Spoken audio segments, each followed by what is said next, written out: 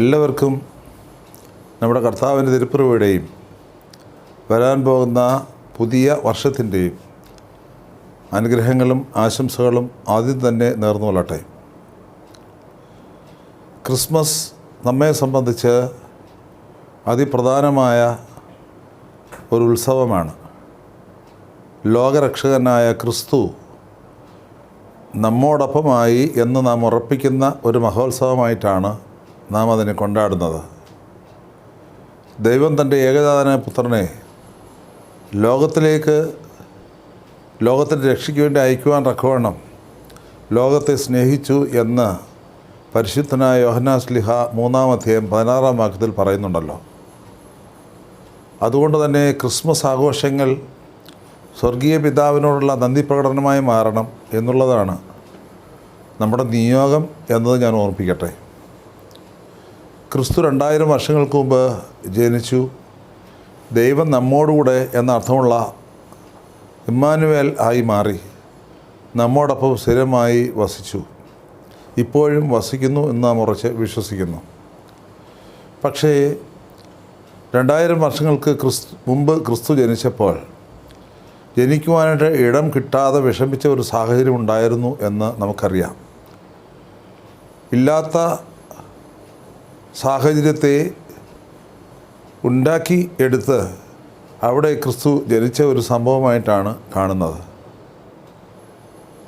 യൗസേപ്പും കർത്താവിൻ്റെ അമ്മയായ മറിയാമും അതിനുവേണ്ടി എന്തുമാത്രം കഷ്ടപ്പെട്ടു എന്നതും വളരെ വ്യക്തമാണ്.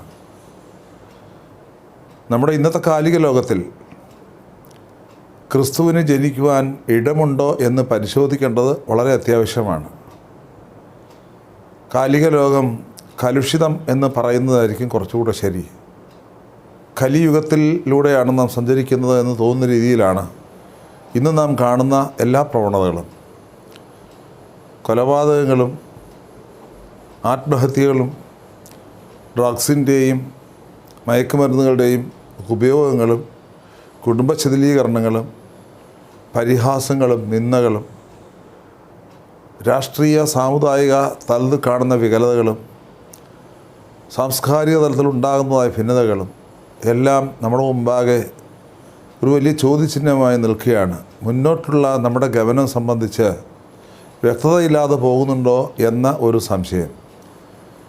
അങ്ങനെ ഒരു കാലത്തിൽ ജീവിക്കുമ്പോൾ ക്രിസ്തു നമ്മിലേക്ക് വരുമ്പോൾ നാം ക്രിസ്തുവിനെ എവിടെയാണ് ജനിപ്പിക്കുന്നത് എന്നതിനെക്കുറിച്ച് ഗൗരവത്തോടെ ചിന്തിക്കണം.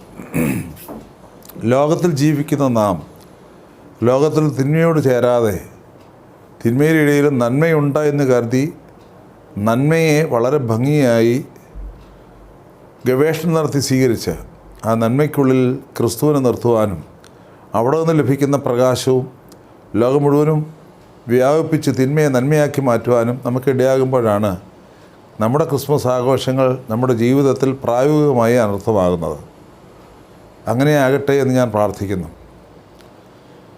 സ്വർഗത്തിൽ നിന്ന് ഇറങ്ങി വന്ന വചനമായ ദൈവം ഒരു നല്ല അപ്പമായി മാറി അപ്പത്തിൻ്റെ ഭവനെന്ന് വിളിക്കുന്ന ബേദലഹേമിൽ ജാതനായി എങ്കിൽ ഇന്ന് നാം ആ അപ്പത്തെ വിശുദ്ധ കുർബാന അനുഭവത്തിലൂടെ ഭുജിച്ച് മറ്റുള്ളവരെ പ്രകാശപൂരിതരാക്കണം. പഴയ നിയമകാലത്ത്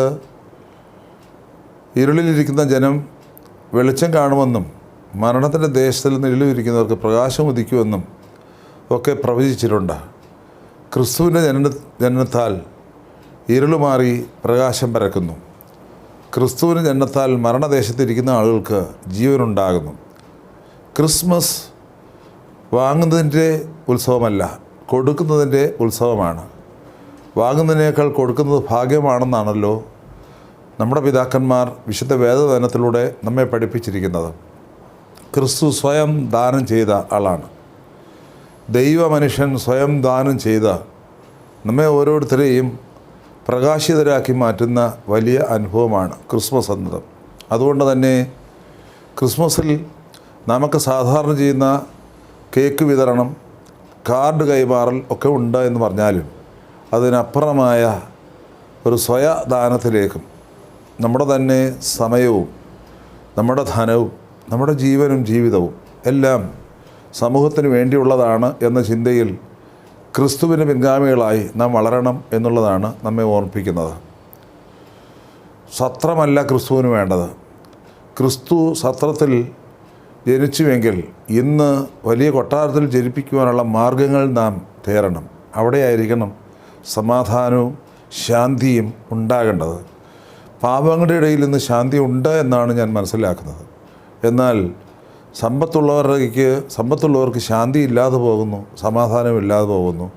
അതുകൊണ്ട് ധനവാനും ദരിദ്രനും ഒരുപോലെ ഉള്ള ജീവിതക്രമമുള്ളവരായി മാറുവാനൊക്കെയുള്ള ഒരു സന്തുലിതാവസ്ഥയിലേക്ക് വരുവാൻ യേശുക്രിസ്തുവിൻ്റെ ജനനം നമ്മെ ഓർമ്മപ്പെടുത്തുന്നു.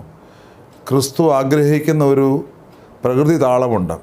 ആ പ്രകൃതി താളത്തിൽ എല്ലാവരും തുല്യരാകണം, എല്ലാവരും ദൈവ മക്കളാകണം, എല്ലാവരും ദൈവ മനുഷ്യരായി മാറണം. ക്രിസ്മസ് അതാണ് നമ്മെ ഓർമ്മപ്പെടുത്തുന്നത്. കഴിഞ്ഞ ഒരു വർഷക്കാലം നമ്മെ ദൈവം വഴി നടത്തി. പ്രതിസന്ധികൾ, പ്രയാസങ്ങൾ, ബുദ്ധിമുട്ടുകൾ, രോഗങ്ങൾ, പീഡകൾ, പ്രകൃതി ദുരന്തങ്ങൾ ധാരാളമൊക്കെ ഉണ്ടായി. പക്ഷേ എല്ലാത്തിനെയും അതിജീവിച്ച് പോകുവാൻ തക്കവണ്ണം ദൈവകൃപ, ദൈവം നമ്മോടുകൂടെ എന്നർത്ഥമുള്ള എമ്മാനുവേൽ നമ്മുടെ കൂടെ ഉണ്ടായിരുന്നു. പുതിയ വർഷത്തിലേക്ക് പ്രവേശിക്കുമ്പോൾ പുതിയ കൃപയോടെ പ്രവേശിക്കുവാൻ ഏവർക്കും ഇടയാകട്ടെ എന്ന് പ്രാർത്ഥിക്കുന്നു. എല്ലാവർക്കും നല്ല തിരുപ്പിറവിയുടെയും നല്ല വത്സരത്തിൻ്റെയും അനുഗ്രഹങ്ങളും ആശംസകളും നേരുന്നു. ദൈവം നമ്മെ അനുഗ്രഹിക്കട്ടെ.